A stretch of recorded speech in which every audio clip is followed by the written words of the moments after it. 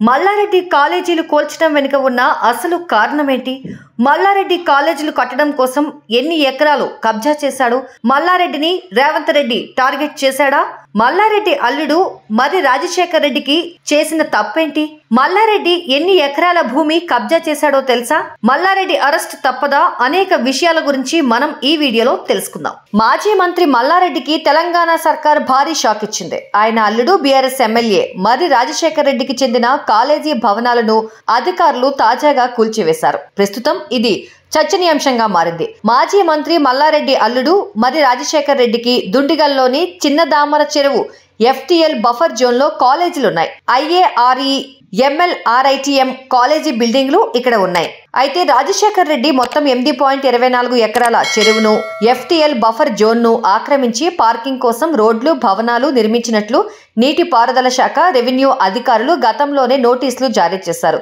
ఇక తాజాగా వారం రోజుల క్రితం యాజమాన్యానికి కూడా నోటీసులు జారీ చేశారు. అయితే దీనిపై ఎలాంటి స్పందన లేకపోవడంతో తాజాగా మేడ్చల్ కలెక్టర్ ఆదేశాల మేరకు ఇరిగేషన్, రెవెన్యూ, పోలీసుల ఆధ్వర్యంలో కూల్చివేతలు చేపట్టారు.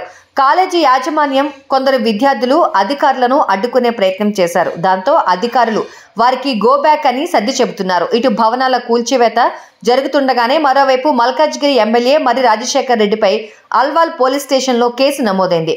కాంగ్రెస్ ప్రభుత్వం తీసుకువచ్చిన LRS విషయంలో అధికార పార్టీ వైఖరిపై నిరసన వ్యక్తం చేస్తూ అల్వాల్ పురపాలక కార్యాలయం ఎదుట ఎమ్మెల్యే రాజశేఖర్ రెడ్డి ఆధ్వర్యంలో కొందరు బీఆర్ఎస్ కార్యకర్తలు ధర్నాకు దిగారు.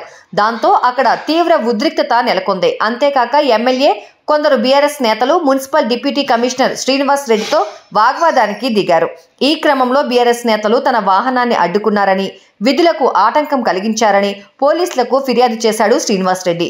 డీసీ కంప్లైంట్ మేరకు ఎమ్మెల్యే రాజశేఖర్ రెడ్డిపై పోలీసులు కేసు నమోదు చేశారు. దీనిపై ఎమ్మెల్యే స్పందిస్తూ తాను ఎవరిని బెదిరించలేదని, వ్యక్తిగతంగా ఇబ్బంది పెట్టలేదని చెప్పుకొచ్చారు. కాలేజీ బిల్డింగ్ల కూల్చివేత వ్యవహారం రాష్ట్ర వ్యాప్తంగా సంచలనంగా మారింది. మరి దీనిపై మల్లారెడ్డి ఏ విధంగా స్పందిస్తారో చూడాలి. మల్లారెడ్డి అక్రమ కట్టడాల గురించి మీ అభిప్రాయాన్ని కామెంట్ చేయండి. మరిన్ని విషయాలతో నెక్స్ట్ వీడియోలో కలుద్దాం ఫ్రెండ్స్.